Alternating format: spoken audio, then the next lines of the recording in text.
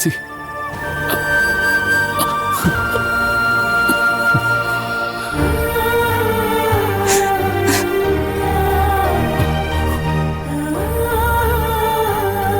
എന്തിനാ സാവിത്രി ചേച്ചി ഇപ്പൊ ഇങ്ങോട്ട് വന്നത്? ഞാൻ കാരണമല്ലേ നിനക്ക് ഈ ഗതി വന്നത്? അല്ലെങ്കിൽ തന്നെ എനിക്ക് കഷ്ടകാലമാ. എന്നെ സഹായിക്കാൻ ശ്രമിച്ചതുകൊണ്ട് എന്റെ കഷ്ടകാലം നിന്നെയും ബാധിച്ചു. ഞാൻ എങ്ങനെ നിന്നെ ഒന്ന് രക്ഷിക്കുക? എനിക്ക് ഒരു പിടിയും കിട്ടുന്നില്ല പ്രിയ. സാവിത്രി ചേച്ചി എന്നെ കുറിച്ച് ഓർത്ത് വിഷമിക്കൊന്നും വേണ്ട. എന്നെ കൊണ്ട് കഴിയുന്നത് പോലെ ചേച്ചിയെ സഹായിക്കാൻ കഴിഞ്ഞല്ലോ. ആ സന്തോഷം എനിക്ക്. മോനിപ്പോ എങ്ങനെയുണ്ട്? മോന്റെ ഓപ്പറേഷൻ മുടങ്ങാതിരിക്കാനാ നീ സത്യം പറയാതിരുന്നതെന്ന് എനിക്ക് മനസ്സിലായി. നിന്റെ ഈ നല്ല മനസ്സാ നിനക്ക് ഈ അവസ്ഥ വരുത്തി വെച്ചത്. ആ പാർവതി നിനക്കെതിരെ സാക്ഷി പറഞ്ഞല്ലോ. നിന്റെ ഈ നല്ല മനസ്സ് അവള് മനസ്സിലാക്കുന്നില്ലല്ലോ. അത് അവളുടെ കുറ്റമല്ല സാവിത്രി ചേച്ചി.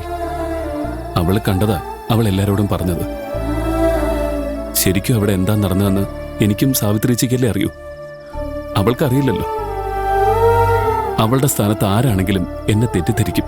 പ്രിയൻ അങ്ങനെയൊന്നും ചെയ്യില്ലെന്ന് മോഹനും ജയന്തിയും സൗസുവും എല്ലാവരും അവളോട് പറഞ്ഞതല്ലേ? എന്നിട്ടും അവള് വിശ്വസിച്ചില്ല. നടന്നത് എന്താണെന്ന് തുറന്നു പറയാൻ ഞാനും പോയി. സാവിത്രി ചേച്ചി അവളോടെല്ലാം തുറന്നു പറഞ്ഞോ? തുറന്നു പറയണമെന്നുണ്ടായിരുന്നു. പക്ഷെ അവള് കേൾക്കാൻ കൂട്ടാക്കിയില്ല. എന്നോട് ദേഷ്യപ്പെടുക ചെയ്തത്. അത് നന്നായി സാവിത്രി ചേച്ചി. അതൊന്നും ആരോടും പറയണ്ട. ആ കരുനാഗത്തിന്റെ ചെവിയിലെത്തിയാൽ അറിയാലോ, ജോലിന്ന് എന്നെ പുറത്താക്കും. എന്നെക്കുറിച്ച് സാവിത്രി ചേച്ചി ആലോചിച്ച് വിഷമിക്കണ്ട. കുഞ്ഞിന്റെ ചികിത്സ, അതിന് പണം വേണം. പണം കിട്ടണമെങ്കിൽ ഗാർമെന്റ്സിലെ ജോലി വേണം. അത് മാത്രം സാവിത്രി ചേച്ചി ആലോചിച്ചാൽ മതി. നീ എനിക്ക് വേണ്ടി ഇത്രയൊക്കെ സഹിച്ചില്ലേ?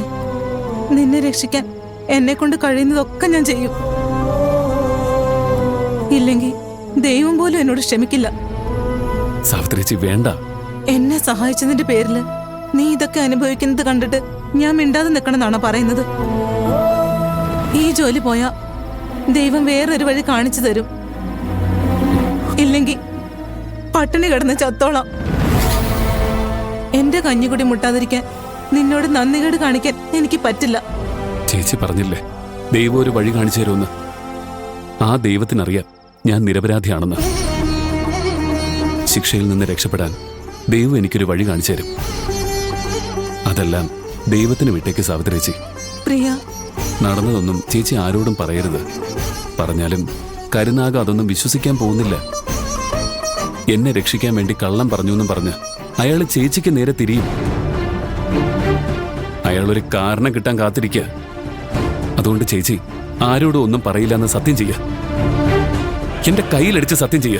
പ്രിയ, സത്യം ചെയ്യ സാവിത്രി ചേച്ചി.